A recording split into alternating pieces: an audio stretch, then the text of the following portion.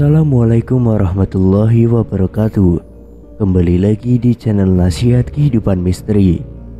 Pada video kali ini saya akan membahas tentang Dewi Rara Santa, ibunda Raja-Raja Nusantara.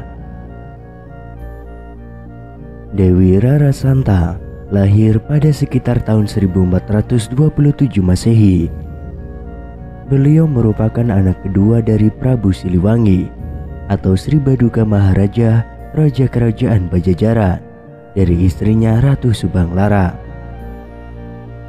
Sejak kecil, Rara Santang, anak kedua Prabu Siliwangi, sudah memeluk agama Islam, mengikuti agama ibundanya, Nyai Subanglarang. Dewi Rara Santang, kakak dari Kian Santang, menghabiskan masa kecilnya di Istana Galuh Kawali.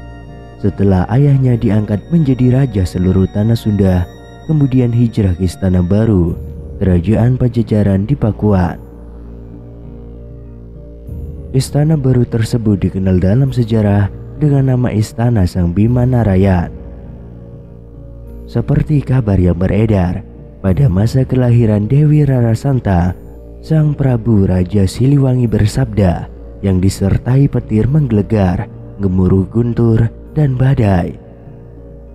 Kelak, putri keduaku ini akan menjadi ibunda dari berbagai raja-raja besar di Nusantara. Dengan itu aku beri nama dia Rara Santa, sabda Prabu Siliwangi. Setelah ibundanya, Nyai Subanglarang wafat, Dewi Rara Santang memilih keluar dari istana bersama kakak kandungnya, Pangeran Walang Sungsang.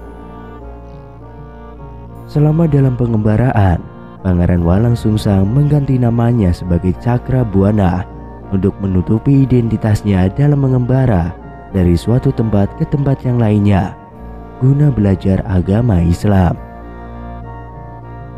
Dewi Rara Santang pada sekitar tahun 1443 Hijriah menjalankan ibadah haji bersama kakaknya ke Tanah Suci Mekah. Mereka berdua berguru di Bukit Amparan Jati Mekah kepada Syekh Nurul Jati selama 3 tahun dan mendirikan pendukuhan di Kebun Pasir.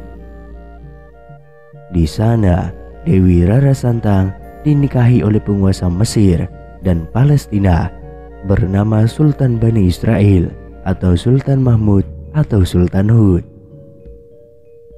Setelah menikah, beliau diubah namanya menjadi Syarifah Mudaim. Sedangkan Raden Walang Sungsang diganti namanya kembali menjadi Haji Abdullah Imam.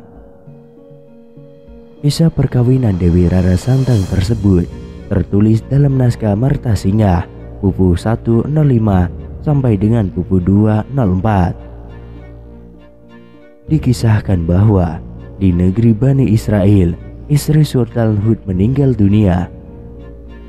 Tidak lama kemudian, Sultan Hud pun mengirim utusan ke seluruh pelosok negeri untuk mencari pengganti istrinya, untuk mencari seorang putri yang setara dengan yang telah tiada. Utusan itu melakukan pencarian hingga akhirnya mereka berjumpa dengan kakak beradik yang tengah menunaikan haji dari negara Pajajaran. Pangeran Cakrabuana dan adiknya Dewi Rara Santa yang konon kecantikannya mirip bahkan melebihi mendiang sang istri Hud, Pangeran Cakrabuana menyampaikan bahwa mereka berdua merupakan kakak beradik.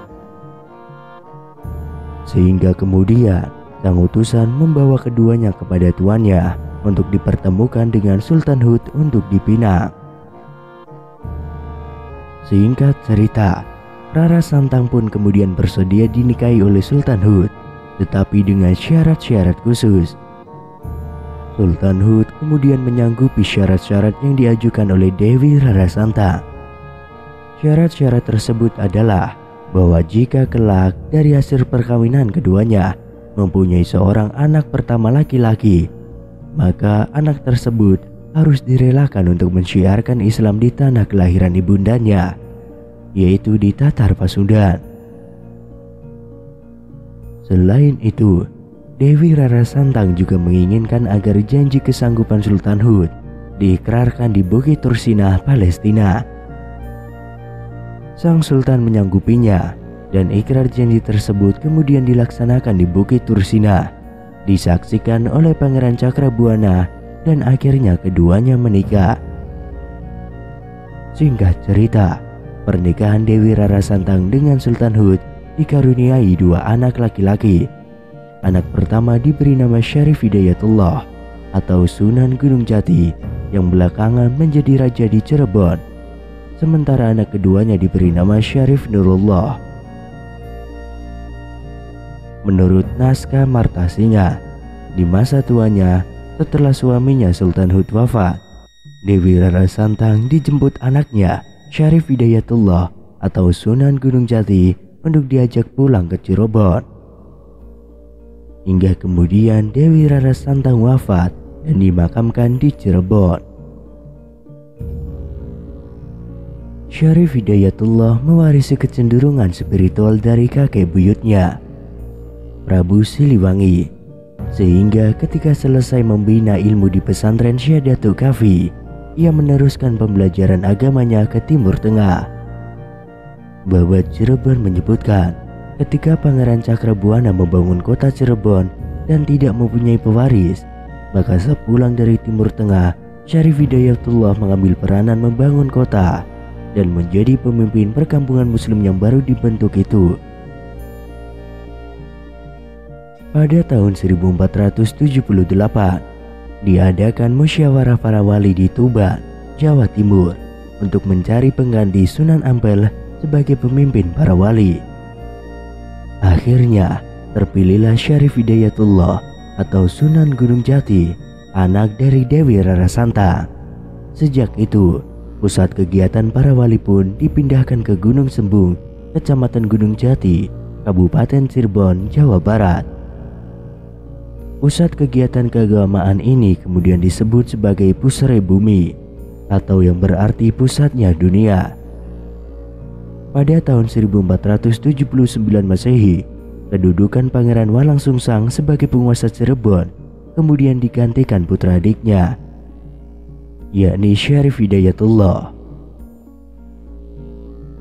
Syarif Hidayatullah melalui lembaga Wali Songo selalu mendekati kakeknya, yaitu Prabu Siliwangi, agar berkenan memeluk agama Islam seperti halnya neneknya, Nyai Subang Larang. Tetapi hal tersebut tidak membuahkan hasil. Pada tahun 1482, pada saat kekuasaan kerajaan Galuh dan Sunda menjadi satu kembali di tangan Prabu Siliwangi, seperti yang tertuang dalam naskah Purwasaruban Nagari karya Pangeran Arya Sarbon.